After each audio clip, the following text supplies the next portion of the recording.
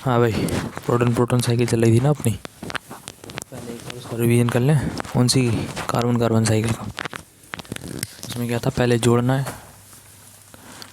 यानी 1H1 plus में 6C12, 6 और 1 7 हो जाएंगे। और 7 नंबर पर कौन आता? नाइट्रोजन। 12 और 1 13 कर दो। और प्लस में गामा ऊर्जा। जोड़ा है तो जोड़ने पे हमेशा ऊर्जा निकलेगी। फिर तोड़ो, 7 और 13, इसको ब्रेक करो। ब्रेक करने पे एक 1 बीटा 0 निकलेगा, प्लस में न्यूट्रिनो निकलेगा। साथ में एक चला गया, बचा 6। उसमें आता कौन? C, carbon. 13 में 0 गए तो 13 ही बचे। ठीक है, अब जोड़ने की बारी है। 1H1 प्लस में 6C 13, जोड़ो।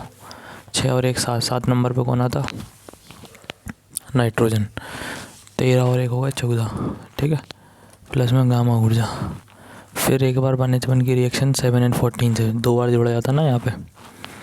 7 और 1 8 हो गए, 8 पे आया ऑक्सीजन। 14 और 1 हो गया 15, गामा ऊर्जा। ठीक है, फिर तोड़ना है। 8O15, इसको ब्रेक करो तो एक 1 बीटा 0 निकालेगा, प्लस एक न्यूट्रिनो।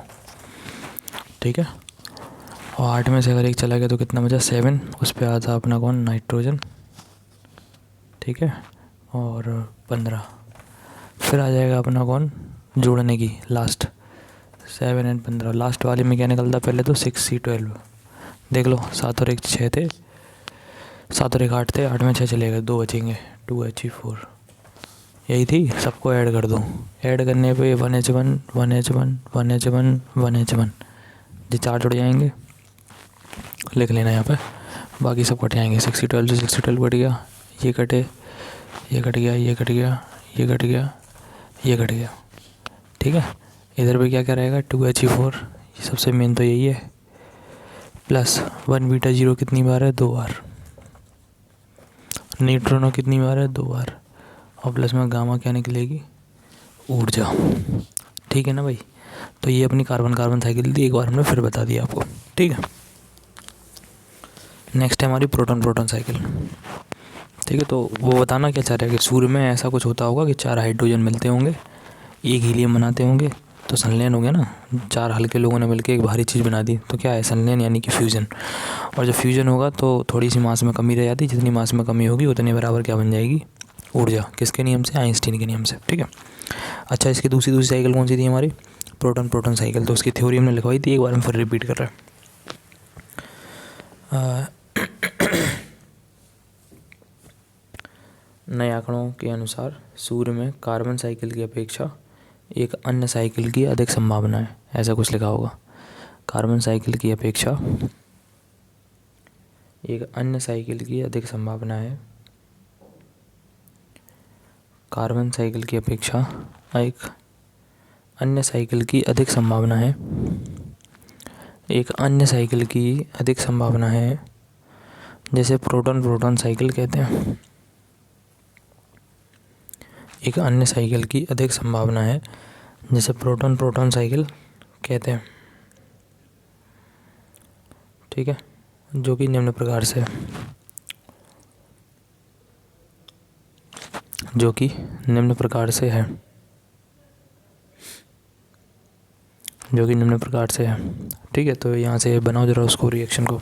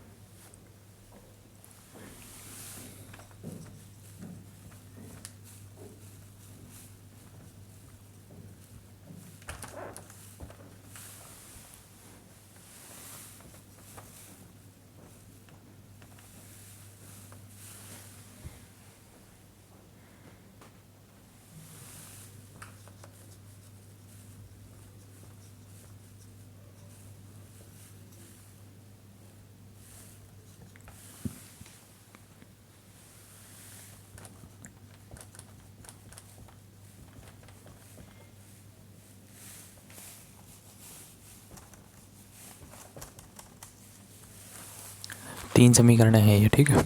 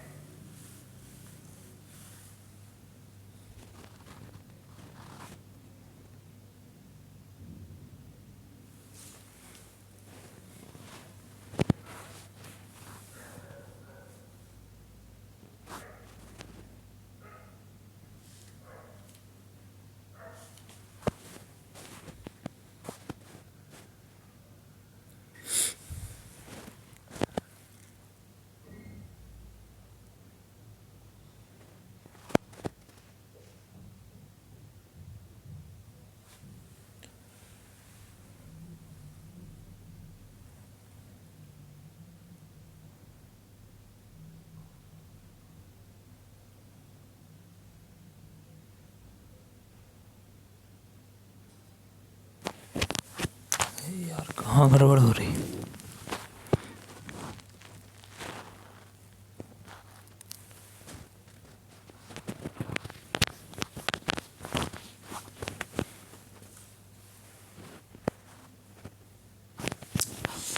इधर 2 से 1 2 नहीं करना है यार, ये ठीक कर लेना, इन दोनों में से 2 हटाओ ना यार।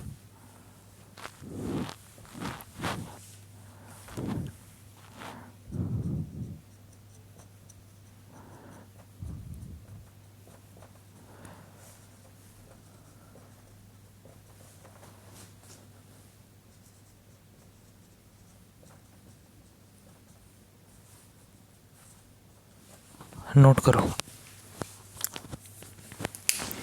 ठीक है।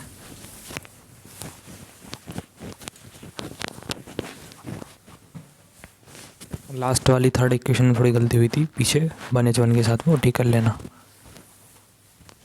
अभी एकदम करेक्ट लिखी है देखो।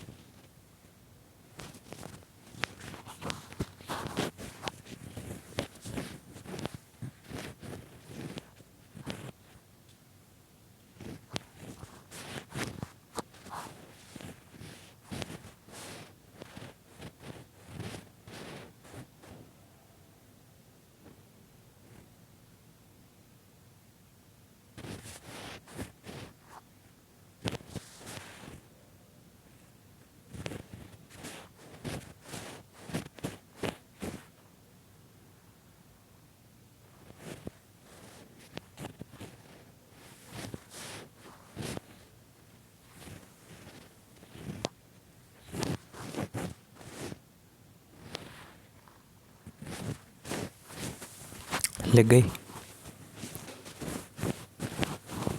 रिएक्शन लग गई क्या? चलो इधर समझो। तो क्या करा अपने को, ये देखो पहले फाइनल रिएक्शन बिल्कुल वैसी है जैसी हमें वहाँ पे फाइनल मिली थी। 4 हाइड्रोजन जुड़ेंगे, 1 हीलियम बनेगा, 2 बीटा कण निकलेंगे, 2 न्यूट्रिनो निकलेंगे, प्लस में निकलेगी गामा ऊर्जा। ये लेके आना है, बस करने का तरीका अलग है। वहाँ पे अपन कार्बन की हेल्प ले रहे थे, ठीक है। यहाँ पे क्या है, पहले दोनों हाइड्रोजन ले लो, 2 हाइड्रोजन, ठीक है। तो इनमें क्या होगा, 1 और 1 2, 1 और 1 2। तो क्या होगा यहाँ पे, पहले तो ये पता है ना हाइड्रोजन के 3 समस्थानिक होते हैं, प्रोटियम, ड्यूटेरियम, ट्राइटियम। तो पहले 2 प्रोटीनियम से, ये प्रोटियम है अपना, क्या बन जाएगा, एक ड्यूटेरियम। क्या बनेगा, एक ड्यूटेरियम। 2 प्रोटियम से क्या बनेगा, एक ड्यूटेरियम। 2 प्रोटियम से क्या बनेगा, एक ड्यूटेरियम, ठीक है। अच्छा, फिर जो निकले वो निकाल दो। देखो 1 और 1 2, 1 और 1 2। अभी तो 1:2 खर्च हुआ है, मतलब नीचे 1 बचा है। जब भी नीचे 1 बचा रहा है, हमने कल बताया था आपको, बीटा कार्ड निकलेगा, 1 बीटा 0 निकालो, प्लस में एक न्यूट्रिनो निकलेगा एक, ठीक है। अच्छा, अब ये जो 1:2 निकला था उसको नीचे लाना है, फिर एक 1H1 से क्रिया करानी है और संलयन करो, जोड़ो इन दोनों को। 1 और 1 2, 2 नंबर पर कौन आता, हीलियम, 2 और 1 3, ठीक है। अच्छा, और संलयन है तो प्लस में गामा ऊर्जा निकल गई। अब सुनो, केवल इन्हीं 2 नंबर रिएक्शन थोड़ी चल रही होगी सूर्य में, एक रिएक्शन ये चल रही, एक रिएक्शन बगल में और भी चला रहे होंगे। यही 2 हाइड्रोजन मिलकर एक 1H2 बना रहे होंगे, 1H2 और 1H1 मिलकर फिर 2He3 बना रहे होंगे बगल में। तो बगल वाले से जो 2He3 बना एक और एक और ये 2He3, वो 2 लोग मिलेंगे। अब नहीं समझे, पड़ोसी की हेल्प लेंगे अपन लोग। पड़ोसी से जो 2He3 बनेगा 2 रिएक्शन के बाद, पहली और दूसरी रिएक्शन के बाद जो 2He3 बना वहाँ से और हमारा 2He3, अब दोनों लोग मिलेंगे। तो 2 2 4 और 3 और 3 6 हैं तुम्हारे पास। तो सबसे पहले इसमें 2He4 निकाल दो और 2 निकाल दो प्रोटियम। रिएक्शन प्रोटियम से स्टार्ट हुई थी, तो यहाँ पर भी प्रोटियम निकलेंगे 2। वहाँ पे कार्बन से शुरू हो रही थी, लास्ट में कार्बन निकल गया था। यहाँ पे प्रोटॉन साइकिल इसलिए तो बोल रहे हैं इसको अपन लो। प्रोटॉन का मतलब प्रोटियम। ये देखो प्रोटियम थे 2, लास्ट में 2 प्रोटियम निकल गए, ठीक है। तो अगर 1 और 1 2 और 1 और 1 2 खर्च हो गए, कितने थे तुम्हारे पास, 3 3 6, 2 खर्च हो गए, ऊपर 4 बचे।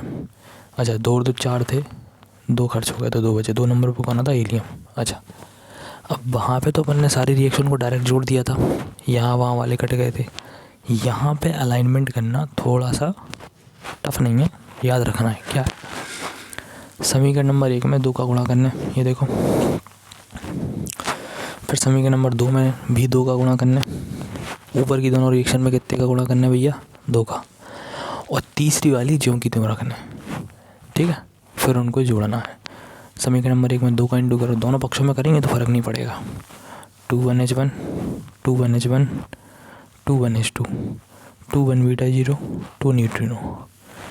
इस वाली रिएक्शन में 2 का इंटू करो, 2 1H1 2 1H2 2 2He3 गामा ऊर्जा। गामा में 2 का इंटू मत करना, हमने बताया ना ऊर्जा में 2 गुना 3 गुना ये सब कुछ नहीं करने हैं। गामा ऊर्जा मतलब ऊर्जा, बस हो गई। अच्छा, नीचे वाली रिएक्शन को बिल्कुल ऐसे का ऐसा रखो। अब सुनना, देखो ये 2 1H2 से 2 1H2 कट गए आराम से। 2He3 2 बार है, ये देखो, एक 2He3 एक 2He3 बराबर के। इस तरफ भी 2 लोग हो गए 2He3 वाले, यहाँ पर भी 2He3 वाले कितने लोग हैं, 2 लोग। 2 का इंटू होने का मतलब है 2 लोग कट गए, ठीक है। अच्छा, उसके बाद एक 1H1 एक 1H1 कितने हो गए, 2 1H1 2 1H1 है ना, एक 2 1H1 ये कट गया ना 2 1H1। इस तरफ भी, इस तरफ इकट्ठे तो 2 थे, इधर सिंगल थे। अब बचे क्या, 2 और 2 4 1H1 बचे। ये लिखे देखो, सिंगल लिख दिया हमने। अरे मिला के लिखो, सिंगल लिखो, क्या फ़र्क पड़ना है। 2 और 2 4 1H1 थे, हमने सिंगल लिख दिए। प्लस में 2He4 लिख दिया, 2 1 बीटा 0 लिख दिया, 2 न्यूट्रिनो लिख दिया और गामा ऊर्जा लिख दी। एक बार फिर समझो। जैसा कि अपनी साइकिल का नाम है प्रोटॉन साइकिल, यानी प्रोटियम साइकिल। तो पहले 2 प्रोटियम लेके चलो, 1 और 1 2 थे। तो पहले क्या बनाना है, प्रोटियम से ड्यूटेरियम, एक ड्यूटेरियम बना लो, एक बीटा कण निकाल दो, न्यूट्रिनो निकाल दो। फिर ये जो अपना ड्यूटेरियम बना था उसको फिर 1H1 से क्रिया कराओ, जोड़ दो इन दोनों को, 1 और 1 2, 2 और 1 3 कर दो, 2 नंबर पे हीलियम आता। ठीक है, तो हीलियम लिख दो, प्लस में गामा ऊर्जा निकाल दो। तीसरी वाली में इन दोनों से जो है 2H3 बना है, ऐसी बगल में भी हो रही होगी, उसके बगल में भी हो रही होगी, कई सारे 2H3 बनेंगे एक साथ, और उनमें से कोई भी 2 2H3 मिलेंगे। अब ये मिल गए 2 और 2 4, 3 3 6। अब रिएक्शन जहाँ से शुरू हुई थी वो लोग निकाल दो पहले, 1H1 से पहले ही निकाल दो, 1 और 1 2, 1 और 1 2, तो नीचे भी 2 चलेगा, ऊपर 2 चलेगा। जब नीचे के 2 जाएंगे तो 2 बचेंगे, 2 नंबर पे आता हीलियम, 3 और 3 होगा 6, 2 चलेगा तो बचे 4, 2He4। अब समीकरण नंबर 1 और 2 3 है, उसमें 1 और 2 में क्या करना है, 2 का इंटू कर लेना है, ऊपर वाले में भी नीचे वाले में भी, 2 1H1 2 1H1, 2 1H2 2 1 beta 0 2 neutrino, इसमें भी कर लेना है 2 1H1 2 1H2 2 2He3 2 गामा, मतलब गामा तो ऐसे ही रहेगा, नीचे वाली सेम रख दो। अब देखो 2 1H1, ये है 1H1 कट गए, 2 1H2 2 1H2 कट गए, 2He3 2 बार हो गए, 2He3 2 बार हो गए, कट गए। तो 2 और 2 4 1H1 बचे, ये लिखे देखो 1 2 3 4, एक 2He4 2 1 बीटा 0 2 न्यूट्रिनो और गामा ऊर्जा, ये हमारी रिएक्शन कंप्लीट है। समझ गए ना। तो ये भी एक संलयन की प्रोसेस है। एक संलयन की प्रोसेस किस तरह से बताई, कार्बन कार्बन से, जहाँ पे कार्बन उत्प्रेरक की तरह काम कर रहा था, वो अक्सर है कैटलिस्ट जो लास्ट में बाहर निकल जाता। इसी तरह यहाँ पर भी है। ठीक है, अब देखो यहाँ हुआ क्या, 4 हाइड्रोजन से हमारा हीलियम बन रहा, वहाँ पर भी 4 हाइड्रोजन से हीलियम अपना बनना था। समझना बात को, रिएक्शन वैसी है, लेकिन बस फ़र्क है यहाँ पे हमने कार्बन का यूज़ नहीं करा, वहाँ पे कार्बन का यूज़ वो कर रहे थे। इसके होने के चांसेस ज़्यादा है दूसरी वाली जो है। क्यों? 90% लोग हाइड्रोजन और हीलियम भर रखे हैं सन में, तो मोस्ट प्रोबेबल तो ये, यहाँ पे तो कार्बन कार्बन की ज़रूरत ही नहीं है, वहाँ पे 50 चीज़ें चाहिए, कार्बन चाहिए, नाइट्रोजन चाहिए, फिर ऑक्सीजन चाहिए, तो दिक्कत है वहाँ पे, उसके होने के चांसेस कम है। अब अंदर जाके घुस के थोड़ी देख के आएगा सूर्य में कि कौन सी रिएक्शन चल रही है, अंदाज़ा लगाएगा कि 2 तरह की साइकिल हो सकती है, मे बी पॉसिबल। ठीक है, तो जो आता है लिखने को, इसको अच्छे से तैयार कर लेना। ठीक है ना।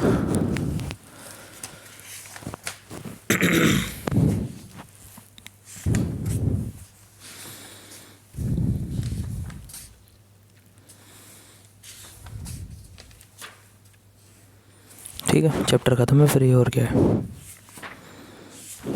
ठीक है ना, ये चैप्टर अपना ख़त्म है।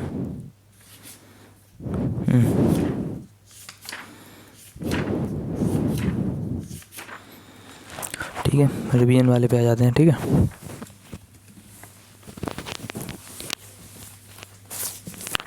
जो जो हम करवाते जा रहे हैं उन सब पे टिक करते जाना, ये हो गए, दिमाग में तो फिट है ही, हमारे जाने का रहता फिट।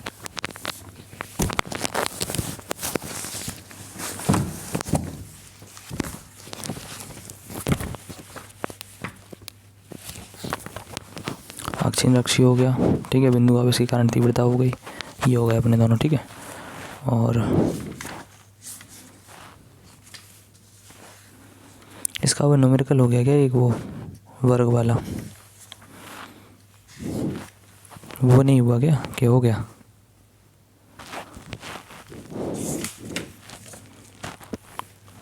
चलो उसको तो देख ही ले रहे हैं।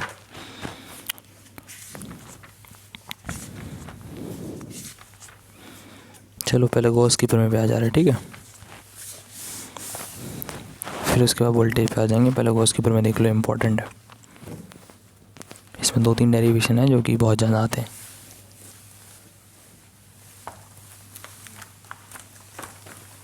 बाकी 26 तारीख से 1.5 घंटे की क्लास करनी है मैं। अब वो आधे घंटे कहाँ एडजस्ट करना है वो तुम लोग देखोगे। बात आ गई समझ में? तो आधा घंटा या तो 2:30 बजे से करना पड़ेगा, 2:30 बजे से वही 4 बजे तक। समझ रहे बात को कि नहीं? क्योंकि 4 बजे हमारा बैच है फिर 11th का, उसको भी डिस्टर्ब नहीं करना है हमें। तो वही है, थोड़ा सा एडजस्ट करना, देखना चीज़ों को जो भी है। 1.5 घंटे पढ़ानी है फिजिक्स, 1.5 घंटे पढ़ानी है मैथ, देख लेना तभी हो पाएगा, नहीं तो फिर तुम जाना, तुम्हारा काम जाना है।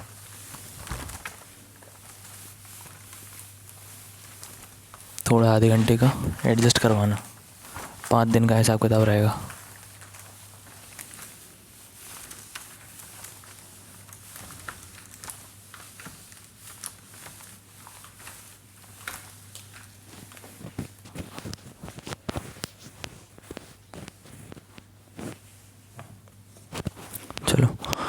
तो सबसे पहले इसमें देख लेना अपने को विद्युत फ्लक्स है क्या।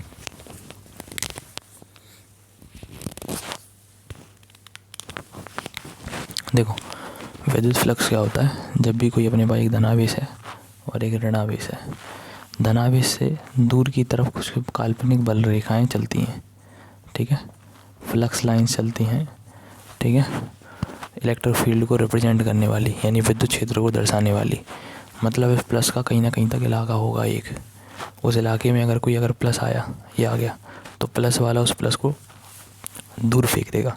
अब मान लो अगर ये प्लस बहुत दूर रखा है इससे, तब फिर थोड़ी इस वाला प्लस उस वाले प्लस को फेंक देगा, अनंत थोड़ी उसकी कैपेसिटी। नहीं समझे बात को, हर चीज़ की कैपेसिटी होती है। तो प्लस क्यू का जहाँ तक एरिया आ रहा होगा, अगर उसमें जो प्लस आया तो प्लस वाला प्लस को दूर फेंक देगा। तो जहाँ तक उनका एरिया है उसको कौन रिप्रेजेंट करेगा, उनको रिप्रेजेंट करेंगी ये लाइंस, काल्पनिक रेखाएं। रियल में नहीं है, दिखती नहीं है कि चार्ज के आसपास में लाइनें आ गई, केवल एक थ्योरी है एक तरह की कि प्लस से दूर की तरफ जाने वाली बल रेखाएं जो विद्युत क्षेत्र को प्रदर्शित करें, धनावेश से दूर की तरफ जाने वाली बल रेखाएं जो विद्युत क्षेत्र को प्रदर्शित करें। और ये बल रेखाएं जो हैं धन से दूर चलती हैं, माइनस में उसी की ओर चलती हैं। मतलब ये लाइंस कहीं ना कहीं आके माइनस में जाएंगी अंदर, इस तरह से। बात आ रही समझ में? ये तो माइनस में कहाँ की तरफ आती है, अंदर की तरफ। एरो देखो तुम, सबके एरो कहाँ जा रहा है, अंदर। तो माइनस में जो बल रेखाएं हैं वो अंदर जाती हैं और प्लस से हमेशा कहाँ निकलती हैं, बाहर की तरफ। तो इन बल रेखाओं को ही हम क्या कहते हैं, विद्युत फ्लक्स। क्या बताती हैं ये, विद्युत क्षेत्र की दिशा। कहाँ से कहाँ है विद्युत क्षेत्र की दिशा, प्लस से माइनस। विद्युत क्षेत्र की दिशा कहाँ है, प्लस से माइनस, ठीक है। अच्छा, अब आगे चल के उनने कहा भाई साहब इसका फॉर्मूला बताओ, फिर कैसे निकालेंगे, क्या है इसका तरीका, ठीक है।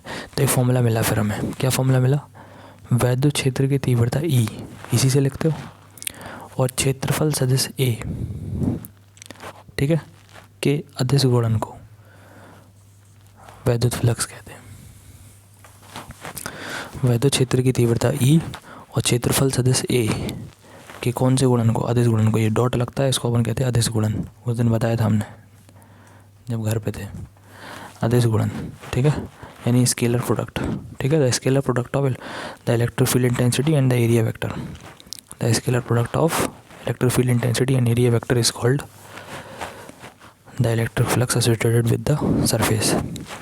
अच्छा, अब ये एरिया कहाँ से आ गया, यहाँ तो समझ आ रहा है कि लाइनें तो चल रही है, एरिया कौन सा है। देखो बेटा, मान लो वहाँ एक बहुत बड़ा प्लस है, यहाँ पे एक बहुत बड़ा माइनस है, तो प्लस से माइनस की तरफ रेखाएं चल रही होंगी। अब मान लो हमने अपना हाथ ऐसा रख दिया, ठीक है, तो बल रेखाएं इसको चीरते हुए अंदर जा रही होंगी। इसका कुछ एरिया है कि नहीं, अब इसका कुछ एरिया होगा ना। तो इस एरिया में से कितनी पास कर रही बल रेखाएं वो निकल जाएगा इस फॉर्मूले से। टोटल कितनी जा रही वो हमें नहीं पता है, ये पता लगा देंगे कि इतने एरिया से, जितना हाथ का जो एरिया है उस एरिया से कितनी लाइंस पास कर रही हैं, वो आ जाएगा किस फॉर्मूले से, इस फॉर्मूले से। फाई बराबर में ई डॉट ए। समझ आ गई बात की नहीं, ठीक है ना। तो यहाँ पे हमने जो डायग्राम आपको बुक में बनवाया था कॉपी में, वो इस टाइप का था कुछ। यहाँ कुछ बल रेखाएं चल रही हैं, ये हमारा एरिया है, हमने यहाँ पे छोटा सा एरिया काटा था डी ए, ठीक है। और मान लिया कि ये आ रही डी ए की दिशा। देखो बेटा ऐसा है, किसी भी क्षेत्रफल की दिशा कहाँ होती है, उस पर खींचे गए लंबे की दिशा में। किसी भी क्षेत्रफल की दिशा कहाँ होती है, उस पर खींचे गए लंबे की दिशा में। ध्यान से सुनना हमारी बात। ये हो गया हमारा क्षेत्रफल, ठीक है। तो इसकी दिशा है, वो दिशा कहाँ जाएगी, इधर लंबे की दिशा में, ठीक है। और बल रेखाएं भी चल रही इधर से इधर, तो बल रेखाएं भी इधर है, दिशा भी इधर है। अभी दोनों के बीच का एंगल कितना है, 0। इस क्षेत्रफल की दिशा कहाँ है, उस पर खींचे गए लंब की दिशा में, ये है जैसे इस तरह से। समझ रहे ना बात को। तो हमने अभी ऐसा रखा ना इसको, तो अभी दिशा इधर है और बल रेखाएं भी चल रही इधर ही को, तो दोनों की दिशाएं समांतर है। समझ गए ना बात को, ठीक है। लेकिन अगर हमने सरफेस को ऐसा रख दिया, अब बताओ इसकी दिशा इधर आएगी, बल रेखाएं अभी भी इधर चल रही, तो बाहर ऐसे में और इधर इनके बीच में एंगल बनेगा फिर 90 डिग्री। बात आ रही समझ। तो थोड़ी देर के, अच्छा वो ज़रूरी थोड़ी है कि बिल्कुल ऐसा हो या एकदम ऐसा ही हो, हमने थोड़ा तिरछा कर दिया, ये लो। अब क्या होगा, इसकी दिशा जाएगी इधर और इनकी जाएगी इधर। अब दोनों के बीच में ना तो एग्जैक्ट 0 बन रहा, ना एक दे 90 बन रहा, 0 और 90 के बीच में बनेगा। तो मान लिया थोड़ी देर के लिए जो हमने सरफेस लिया उसका जो सूक्ष्म भाग है, छोटे क्षेत्रफल को हम डी ए से लिख सकते हैं। तो मान लो कि उस डी ए की दिशा आ जा रही इधर, ये है डी ए वेक्टर, और वैद्युत क्षेत्र चल ही रहा है इधर, ये है ई वेक्टर। इनके बीच में एंगल कितना है, थीटा। ये ई समझ रहा है, वही जो प्लस से माइनस की तरफ बल रेखाएं चल रही, बल रेखाएं एकदम सीधी चल रही। हमने वो अपना जो सरफेस हम रखने वाले थे एकदम ऐसा नहीं रखा, एकदम ऐसा नहीं रखा, थोड़ा सा तिरछा कर दिया ऐसे, बता समझ, एकदम ऐसा नहीं, एकदम ऐसा नहीं, सीधा थोड़ा सा ऐसा कर दिया। तो इसकी डायरेक्शन थोड़ी इधर को जाएगी ना अब, ऐसे में, और ये इधर, समझ रहे बात को नहीं। तो उनके बीच में एक कोण बनेगा थीटा। तो ई और डी ए के बीच में अगर थीटा कोण है तब जो हमारा वैद्युत फ्लक्स फाई है वो क्या होगा, ई, यहाँ पे डी ए कर दो, सूक्ष्म क्षेत्रफल है ना तो डी ए कर दो, डी ए बेटा डॉट हटेगा तो आएगा कॉस थीटा। ये हमारा ई लगा दो सफिक्स में ताकि मालूम चले कि ई फॉर इलेक्ट्रिकल, यानी कि विद्युत वाला फ्लक्स है ये। तो जो वैद्युत फ्लक्स है उसका मान क्या है, वैद्युत क्षेत्र की तीव्रता ई और क्षेत्रफल सदिश ए के कौन से गुणन को, अदिश गुणन को वैद्युत फ्लक्स कहते हैं। इसको फाई ई से लिखते हैं, फॉर्मूला है ई डी ए कॉस थीटा। समझ आई बात कि नहीं, क्लियर है कि नहीं इतना, ठीक है ना। तो ये अपना तरीका, ये है अपना वैद्युत फ्लक्स। क्या होता है, जो वैद्युत क्षेत्र को प्रदर्शित करे, प्लस से दूर की तरफ, माइनस में उसी की तरफ। टेक्निकल परिभाषा क्या है, मैथ में लिखने लायक फॉर्मूला याद करने वाला क्या है, वैद्युत क्षेत्र की तीव्रता ई और क्षेत्रफल सदिश डी ए के अदिश गुणन को, स्केलर प्रोडक्ट को हम क्या कहते हैं, वैद्युत फ्लक्स। फाई बराबर ई D A cos theta. Cos theta कहाँ से आया है, जब भी डॉट हटेगा कॉस थीटा आएगा, अदिश गुणन को जब हटाते हैं तो कॉस थीटा आता है, ठीक है। इसका मात्रक कहीं से बन जाएगा, क्या बनेगा देखो, वैद्युत क्षेत्र की तीव्रता का मात्रक होता है वोल्ट बटे मीटर, बता चुके हैं। अच्छा, और डी ए एरिया होता मीटर स्क्वायर में, और बेटा कॉस थीटा का कोई मात्रक नहीं होता, 1 मीटर से मीटर काट दो वोल्ट मीटर आ जाएगा। ये इसका मात्रक बन सकता है। किसका मात्रक बनाइए, इसका। अगर फॉर्मूला याद है मात्रक तुरंत बन जाएगा। वैद्युत क्षेत्र की तीव्रता आपको ऑलरेडी याद है, वोल्ट बटे मीटर, विभव प्रवणता याद है ना उसी से। डी ए मतलब area metre square, cos theta का कुछ होता नहीं है तो 1 मीटर से मीटर काटो, वोल्ट इंटू मीटर जो है ये मात्रक बन जाएगा वैद्युत फ्लक्स का, ठीक है। तो वैद्युत फ्लक्स का मात्रक क्या होता है, वोल्ट इंटू मीटर। वैद्युत फ्लक्स एक अदिश राशि है, स्केलर क्वांटिटी है। कैसी राशि है, एक अदिश राशि है। वैद्युत फ्लक्स एक ऐसी राशि है, अदिश राशि है। इस वाले फॉर्मूले से क्या निकलेगा, उस क्षेत्रफल से कितना जा रहा है, बाकी अंशन चाहे इतना निकले, इसके बगल से अगल से हमें मतलब नहीं है, इसमें से कितना निकल रहा है, इस एरिया में से वो आ जाएगा यहाँ से। समझ आ गई बात की नहीं, ये हो गया। अच्छा इसका एक छोटा सा डेरिवेशन बता दिया था, फालतू में है वो डेरिवेशन, लेकिन कर सकते हो। अभी तुमने एरिया छोटा सा लिया था तो यहाँ फ्लक्स भी छोटा सा कर दो, उसमें भी डी लगा दो। अब तुम्हें तो पूरे सरफेस से चाहिए था, अभी तुमने केवल इतना सा सरफेस का छोटा सा हिस्सा लिया था, डी ए। अब अगर पूरे फ्लक्स का चाहिए तो बेटा दोनों पक्षों में क्या करोगे, समाकलन, दोनों पक्षों में समाकलन करो, क्योंकि बेटा समाकलन का मतलब क्या होता है, जोड़ना चीज़ों को, ठीक है। अभी केवल इतना सा फ्लक्स लिया, फिर बगल में एक और ले लो डी ए, उसका निकाल लो, फिर एक और डी ए, फिर एक और डी ए। इस तरह से अगर सारे डी ए का फ्लक्स जोड़ दिए तो टोटल फ्लक्स आ जाएगा। टोटल फ्लक्स निकालने के लिए दोनों पक्षों में समाकलन करेंगे, ये लो integration D phi integration E D A cos theta, यही होगा कि नहीं, दोनों पक्षों में समाकलन कर दिया हमने, ठीक है। तो क्या होगा यहाँ पे, देखो बेटा 1 का डी फाई हमेशा फाई होगा, ठीक है। कहाँ से ध्यान रखो, 1 का डी एक्स एक्स, 1 का डी पी पी, उसी तरह 1 का डी फाई फाई। अच्छा, समाकलन के अंदर जिनमें डी लगा है केवल वही लोग अंदर रहते हैं, बाकी सबको बाहर निकाल दिया जाता। इसमें डी किसके साथ है, एरिया के साथ है, यही सूक्ष्म है, बाकी ई और कॉस थीटा को बाहर निकाल दो। इंटीग्रेशन के अंदर बचेगा डी ए, आगे 1 लगा लो, तो ई कॉस थीटा, बेटा 1 का डी ए क्या होता है, ए। ये जो फाई है ना, अब जो टोटल फ्लक्स आ जाएगा हमारा ई ए कॉस थीटा, ये लो टोटल। अभी कौन सा निकला था, सूक्ष्म फ्लक्स डी फाई, इतने से का। अगर टोटल एरिया का चाहिए तो उसके लिए क्या करोगे, दोनों पक्षों में समाकलन करा दोगे, बस हो जाएगा, ठीक है, हो गया बस। इसकी फ़ोटो ले लो।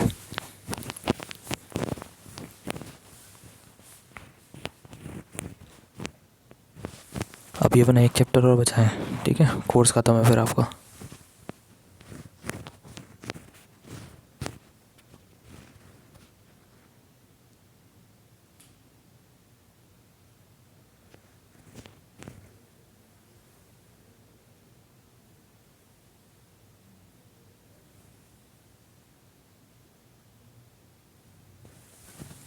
फोटो हो गई इसकी।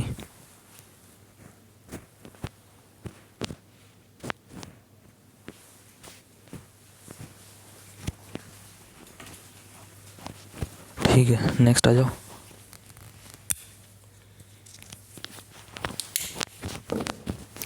क्षेत्रफल वेक्टर हमने आपको बता ही दिया, किसी भी क्षेत्रफल पर जो लंबवत रेखा होगी वो बताएगी उसकी दिशा। इस क्षेत्रफल की दिशा कहाँ है, उसको खींचे गए लंब की दिशा में। ठीक है, उसको कैसे लिखते हैं, वेक्टर ए से। अच्छा, नेक्स्ट अपना टॉपिक है घनकोण।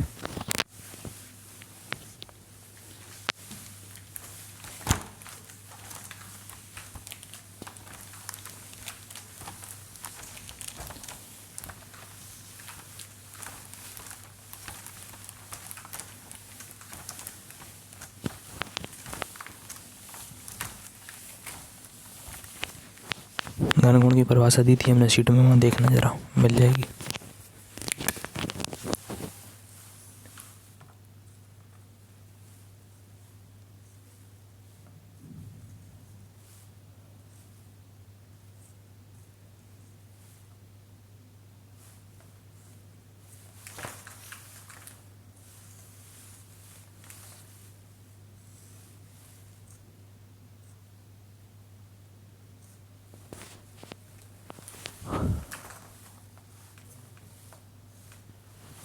चलो सुनो, देखो बेटा, फुटबॉल देखिए। फुटबॉल में आपने देखा होगा ऊपर चकत्ते टाइप के बने होते हैं, पीले हरे इस टाइप के। देखो जैसे हमने बनाया है, इधर देखो इस टाइप के कुछ नहीं बने रहते। तो पहली बात तो फुटबॉल कहने का मतलब है कि हम 3D गोले की बात कर रहे हैं, जो हाथ में पहनने वाले कड़े मड़े की बात नहीं कर रहे हैं, ये जो चूड़ियाँ वूड़ियाँ खनकान लगो अपनी अभी उसकी बात नहीं कर रहे हैं। हम बात कर रहे हैं 3D वाले गोले की। तो ये जो अपना 3D वाला गोला है, मान लो ये उसका सेंटर है, सेंटर तो उसका भी होता है, और सेंटर से लेके बाहर तक की दूरी त्रिज्या होगी, जो कि हो गई r। ठीक है, अब तुम सोचो कि जो इतना वाला जो हिस्सा है, ये वाला, अगर हम इस एक हिस्से को बाहर निकालें, ठीक है, और सोच लो ये जो फुटबॉल है ना, वो एकदम ठोस है, बिल्कुल ठोस है। ठीक है, एकदम ठोस भरी अंदर से। और हमने क्या करा, इतने इतने इतने हिस्से को बाहर निकाला। तो ये हिस्सा निकाला, मतलब ये पूरा अंदर से ऐसे ऐसे नुकीला बिल्कुल। तो क्या बन जाएगा, अंदर बन जाएगा एक कुल्फ़ी जैसा शेप। नहीं बनेगा? अरे भैया, ऊपर का हिस्सा नहीं निकालने, सोचो कि केवल ऊपर की ढक्कन खोल दो केवल, नहीं, ऊपर तो खोलना ही है, साथ में पूरा यहाँ से लेकर यहाँ तक का तिकोने में जितना भी मटेरियल है वो सब निकालना है फुटबॉल के अंदर से। 3D है वो। तो एक कुल्फ़ी टाइप की एक चीज़ निकल गई कुल्फ़ी टाइप की चीज़, समझ रहे ना बात को। उतना ही हिस्सा हमारा वो अंदर खाली हो गया। देखो बेटा, अगर केवल 2 रेखाएं हैं, केवल 2 लाइंस कहीं भी बना दो, उनके बीच जो बनता है उसे कोण कहते हैं। लेकिन 3D में सोचो अंदर क्या हो रहा होगा, 3D में गोल से बनेगा, नहीं बनेगा, इधर पे है ये 3D में गोल से बनेगा। तो 3D में जो ये जो एंगल बनता है ना, छोटा सा सूक्ष्म, उसे कहते हैं घनकोण। समझ गए ना? कहने का मतलब है किसी गोले के एक सूक्ष्म भाग द्वारा उसके केंद्र पर बनने वाले 3D कोण को, गोलाई में बनेगा वो। ऐसे केवल नहीं बनना है, ऐसे नहीं बनना, केवल गोलाई में बनेगा ये पूरा। बात आ रही समझ में? उसे अपन कहते हैं क्या, जैसे कि पेन की निब होती है, ये देखो पेन की निब है ना, इसमें देखो ये जो नीचे वाला जो रेड है उसकी बात कर रहे हैं, केवल इतनी चीज़ की गोलाई में कुछ ऐसा ही निकलेगा बाहर को। ठीक है, ये तो पूरा एकदम फ्लैट हो गया, थोड़ा सा मोटा होता जाएगा ऊपर। तो ये नीचे जो कुछ दिख रही है ना गोलाई, एकदम नॉक उस टाइप का निकलेगा, और नीचे बनेगा एक गोलाई में एक एंगल, उसे अपन कहते हैं घनकोण। घनकोण को हम DW से लिखते हैं। DW को ओमेगा पढ़ा जाता है। क्या पढ़ा जाता है? ओमेगा। और D इसलिए लगा क्योंकि वो सूक्ष्म है। ठीक है, तो बात आई समझ में? अब मान लो कि अगर इसका एरिया D है, सूक्ष्म क्षेत्रफल जो छोटा सा भाग था फुटबॉल का, अगर वो D है, त्रिज्या अगर R है, ठीक है, तो मान लो कि इसकी दिशा जा रही है इधर, ये जा रही D है। ठीक है,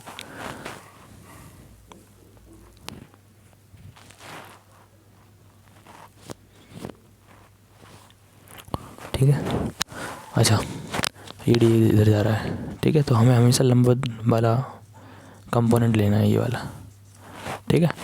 लेकिन सोचो अगर ये जो ढक्कन है ना उसको हमने थोड़ा सा ऊपर उठा दिया ऐसे, तो ढक्कन फिर ऐसे कुछ आ जाएगा, ऐसे, उसकी दिशा थोड़ी सी यहाँ शिफ्ट हो जाएगी। नहीं समझे? ये चीज़ पहले ऐसे थी तो इससे 90 डिग्री पे डी ए जा रहा था। अब अगर हम इसको थोड़ा ऊपर उठाएंगे तो यही डी ए जो है वो थोड़ा इधर को शिफ्ट नहीं होगा। आ रही बात समझ में?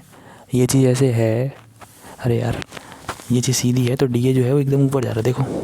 लेकिन जब इसको थोड़ा सा ऐसे घुमाओगे तो साथ में डी ए भी थोड़ा सा इधर को शिफ्ट हो जाएगा। कितने एंगल पे शिफ्ट होगा? थीटा एंगल पे। दो लाइन के बीच का एंगल है ना, तो इधर तो थीटा लोगे।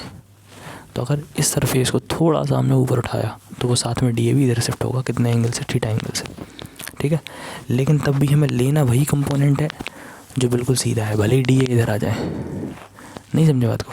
तो डी ए का इधर पे कंपोनेंट कितना आएगा फिर? D A cos theta. बोलो आएगा कि नहीं? नहीं समझे बात को? तो अगर पूरा क्षेत्रफल ऐसा है, ऐसा, तो 90 डिग्री पे जाएगा। लेकिन अगर उसे थोड़ा सा ऐसा करा तो वो डी ए जो है वो थोड़ा मूव करेगा इधर को। लेकिन हमें चाहिए बिल्कुल एकदम सीधा। ऐसा नहीं कि डी ए जो है ये वाला ले लूँ, सेंटर से मिल ही नहीं रहा हो। तो हम डी ए का यहाँ पे एक कंपोनेंट ले लेंगे, एक घटक ले लेंगे। तो हमने डी ए का यहाँ पे कौन सा घटक लिया? डी ए कॉस थीटा, जो कि एकदम मिलेगा कहाँ? सीधा सेंटर से। समझ गए ना? सेंटर से मिलने वाला चाहिए हमें। तो अगर एकदम सीधा है तब तो कोई बात नहीं, डी ए जो है वही सीधा आएगा।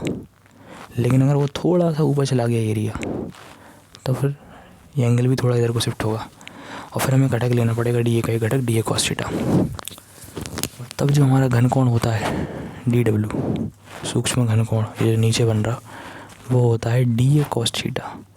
ये समझ आ रहा है डी ए कॉस थीटा क्या है? वो डी ए का वो कंपोनेंट जो एकदम सेंटर पे मिल रहा हो। समझ रहे ना बात को? ये डी ए कॉस थीटा सीधा सेंटर से मिलेगा अपॉन में आर स्क्वायर। ये तो घनकोण डी ए ओमेगा का फॉर्मूला क्या है? D A cos theta upon में आर स्क्वायर। बात समझ में आई? अब मान लो हमसे कोई पूछे घनकोण की परिभाषा बताओ, ठीक है।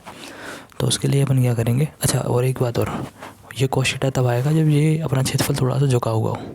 मान लो नहीं झुका हो, सीधा है, तब फिर कुछ दिक्कत नहीं है, थीटा का मान 0 होगा फिर, ठीक है। थीटा का मान 0 होगा, ठीक है। ये कब के लिए है? जब क्षेत्रफल थीटा कोण पर हो, ठीक है। और ये थीटा बराबर 0 है जब क्षेत्रफल एकदम फ्लैट हो। तो तब डी डब्ल्यू बराबर क्या बन जाएगा? डी ए अपॉन में आर स्क्वायर। क्यों बेटा? जैसे थीटा का मान 0 रखोगे ना तो कॉस 0 की वैल्यू 1 हो जाएगी। जैसे थीटा का मान 0 रखोगे कॉस 0 का मान 1 हो जाएगा। तो डी ए अपॉन में आर स्क्वायर है ना, मेन फॉर्मूला यही है। लेकिन अगर वो डी ए थोड़ा सा डिस्टर्ब हुआ और थोड़ा सा ऊपर को चला तो फिर यहाँ पर कॉस थीटा लगाना पड़ेगा, ठीक है। चलो, तो डी ए अपॉन में आर स्क्वायर ये हमारा घनकोण का फॉर्मूला है। इसका मात्रक होता है बेटा स्टेरेडियन, जो कि बहुत ज़्यादा पूछा गया है। घनकोण का मात्रक क्या होता है? स्टेरेडियन। क्या होता है घनकोण का मात्रक? स्टेरेडियन, ठीक है। और सिंपल कोण का मात्रक होता है या तो डिग्री या फिर रेडियन, या तो डिग्री या फिर रेडियन, ठीक है। और जो हमारा घनकोण होगा उसका क्या होता है? स्टेरेडियन। बात क्लियर हो रही? मान लो हमसे कोई पूछता है घनकोण की परिभाषा बता दो, आपको फॉर्मूला याद रखना है घनकोण का, डी डब्ल्यू बराबर डी ए अपॉन में आर स्क्वायर। डी डब्ल्यू बराबर डी ए अपॉन में आर स्क्वायर।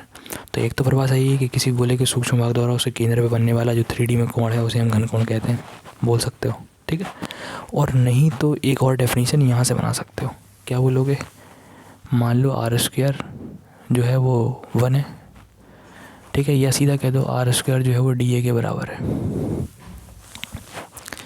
अगर सोचो ये दोनों एक दूसरे के बराबर हो गए, नहीं,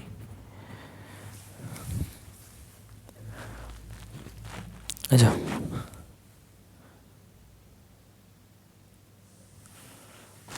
एक स्टेरेडियन की परिभाषा बना रहे हैं, ठीक है। 1 स्टेरेडियन ये पूछा जाता है, व्हाट इज़ 1 स्टेरेडियन। तो पहले आपको पता होना चाहिए कि स्टेरेडियन किसका मात्रक है? घनकोण का। तुरंत दिमाग लगाओ, घनकोण का फॉर्मूला होता डी डब्ल्यू बराबर डी ए अपॉन में आर स्क्वायर। अब ये बताओ यार इस चीज़ को 1 कैसे करोगे? इसको 1 कैसे करेंगे? अगर सोचो डी ए और आर स्क्वायर एकदम बराबर हो जाए, ये देखो बराबर कर दिए हमने। तो अगर ये दोनों बराबर हो गए, यानी कि वो सूक्ष्म क्षेत्रफल जो गोले पे ले रहे थे वो, और त्रिज्या का वर्ग, समझ रहे ना। यदि त्रिज्या का वर्ग सूक्ष्म क्षेत्रफल के एकदम बराबर हो जाए तब जो DW है 1 हो जाएगा। क्यों? जितना नीचे उतना ही ऊपर, अरे बराबर है, जितना नीचे उतना ही ऊपर कट जाएगा, कितना आएगा 1, और 1 क्या? DW, और DW का मात्रा क्या होता? स्टेरेडियन। बात आ रही समझ में? ये जो फॉर्मूला है DW बराबर DE/r², उसमें ऊपर नीचे वालों को सेम कर दे रहे हैं बराबर। ये लो, अगर ऊपर 4 तो नीचे भी 4, ऊपर 5 तो नीचे भी 5, 5 से 5 कटेगा 1, 4 4 कटेगा 1, तो 1 क्या आएगा? वो स्टेरेडियन में आएगा क्योंकि DW निकल रहा। तो क्या बोलोगे एक स्टेरेडियन की परिभाषा? एक स्टेरेडियन वह घनकोण है जो किसी सूक्ष्म भाग द्वारा तब अंतरित होता है या तब बनता है जब वो सूक्ष्म क्षेत्रफल त्रिज्या के वर्ग के बराबर हो। When the small area is equal to the square of radius, समझ रहे ना। यानी कि जो क्षेत्रफल है वो त्रिज्या के वर्ग के बराबर हो, सूक्ष्म क्षेत्रफल त्रिज्या के वर्ग के बराबर हो, तब उस छोटे से भाग के द्वारा सेंटर पे जो 3D में एंगल बनेगा उसे हम कहेंगे एक स्टेरेडियन। समझ आ गई बात? चलो बाद में डिस्कस करते हैं, कल इसमें गॉस कीपर में करेंगे अपन लोग, है ना।